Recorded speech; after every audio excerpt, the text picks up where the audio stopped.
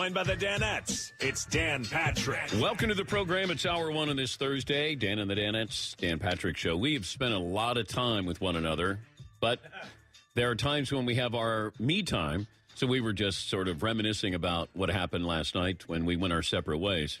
Here in Los Angeles, been fun. Everybody going out to a restaurant last night, and some great restaurants, obviously, in Los Angeles. And then Fritzy, we asked him where he went to dinner last night, and you went to? Panda Express in lovely Marina Del Rey. Hot spot, a lot of paparazzi. Yeah. This is not just a stand. You know, I know Panda Express, you can get that anywhere. But the one in Marina Del Rey, that's the one to go to. People from all over the world go to that Panda Express. You can see palm trees in the distance, which I'm sure you can't see at any other Panda Express. Where'd you go, big guy? I went to an undisclosed seafood restaurant. But you went to a high-end golf place. High-end, LA Country Club. Now, this, I've heard, is as hard to get on as about any course in the country, or amongst them. Well, they don't have celebrity members, but I guess you can have a celebrity guest. It's two great courses. They'll hold a U.S. Open there. The Playboy Mansion is off one of the holes, so the back of the Playboy Mansion is off one of the holes. You can hear the exotic birds. At least I think those are exotic birds. The Aaron Spelling mansion that he sold to the Ecclestone family for like $85 million in cash. That's along the back nine there as well. So some high-end real estate there. It's a great course. And so I had some beverages there at LA Country Club. You sent me a cool picture. That's Ronald Reagan's locker at LA Country Club. That when he was a member there, and that's the president's locker at LA Country Club. So I was two doors down from President Reagan's locker. Yeah. Mommy. Well, I knew that was going. You just brought that up so you could do your thing. Oh, That's coming what you from did. Wow. You brought up the Reagan locker so you could do a Reagan impression. We all know you. You try to bring up Hall & Oates every 10 minutes here so you can sing. That's true. Never mind that. Well, there you go again. You got to do the tear down the wall thing. Mr. Gorbachev, tear down this wall. Yeah. Yeah. Thank you, That's what I'm Fritzy. talking about. Thank you. Yeah. What if you open Ronald Reagan's locker and there's stuff from 1987 in there? man. Like old Cubans, Yeah. cigars in there. Like, wait a minute, Mr. President, you were supposed to have these. Nuclear codes, other things. Like a button.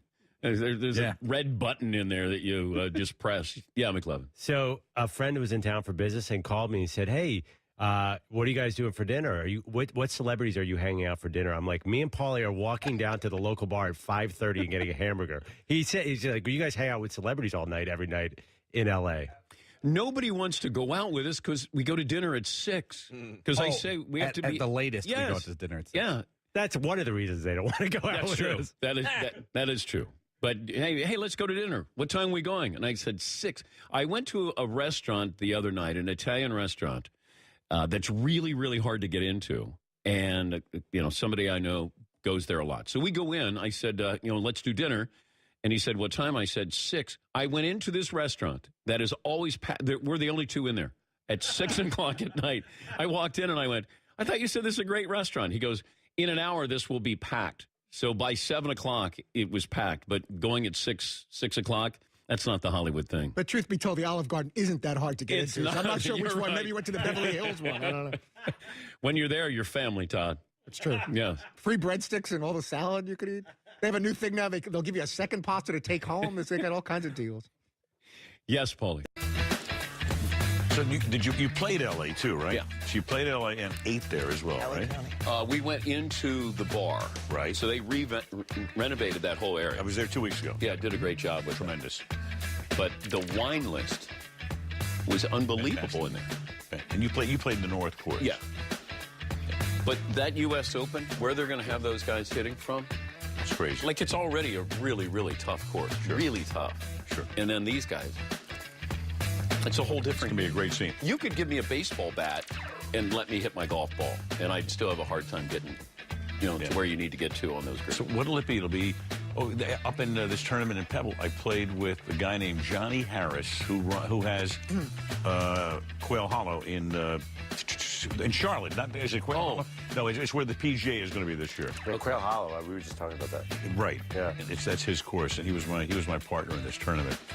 It was his course. His course, yeah. He's like Mr. Charlotte, North Carolina. He kept apologizing to me because, you know, he's... Sandler, you'll get your airtime, okay? Okay, no. I just Netflix wanted me to get on as much as possible. Right. Yeah, well Sorry, done. Al. Well done. We were talking about Sports Jeopardy, and I was wondering if you went head-to-head with Bob Costas, how would you do? I think he'd win right now. I think I've forgotten more than I remember. But you've done more events than Bob, different events than Bob. I have. But Bob, Bob still, I think, he retains as much as anybody. But you had asked me in the break. Yeah. Who would also be, I'll tell you what, if you played baseball trivia. If I put Costas against who? George Bush 43. Seriously. And who would you take? Close. Really? I got to tell you something. I mean, speaking of LA Country Club, I had the great pleasure of playing with 43 about 2 months ago. Did you see Ronald Reagan's locker there? I did. Yeah. I did. I had the whole two thing. lockers down. But I played the South Course with 43, and we, for 4 hours, went back and forth like two kids with baseball cards, because I remember, and he remembers, almost every player from the 60s and some from the 50s. So I would go to him, Chico Carrasquel. He went, great. He'd go, Gus Zernial, went outfielder, Philadelphia. And then I said to him, this is the man who was the president of the United States for 8 years. I went, Walt Dropo. He goes, Moose from Connecticut. He remembered everything. So we only stumped each other, I think, once or twice over 4 hours, but we were like a couple of kids with their baseball cards throwing names back and forth at each other. Andy Pafko, you name it.